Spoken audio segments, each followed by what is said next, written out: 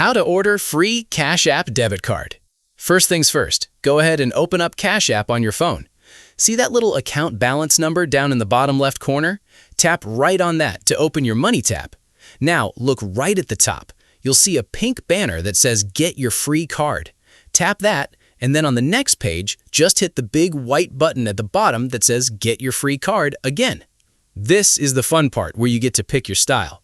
If you scroll through here, you'll see a bunch of different colors and designs. The ones at the top are completely free, but if you keep scrolling down, they do have some premium paid metal options. For this guide, we're just going to stick to the classic free black one right at the top. Once you select your card, you have two choices. If you want to doodle on it, add emojis, or scribble your name, tap Customize Card at the bottom to make it yours. If you just want to keep it clean and simple, go ahead and tap Order Card instead. From there, Cash App is just going to ask you to confirm your shipping address and type in your security PIN to finalize everything. Once that's done, your brand new card will arrive in the mail in about 7 to 10 business days.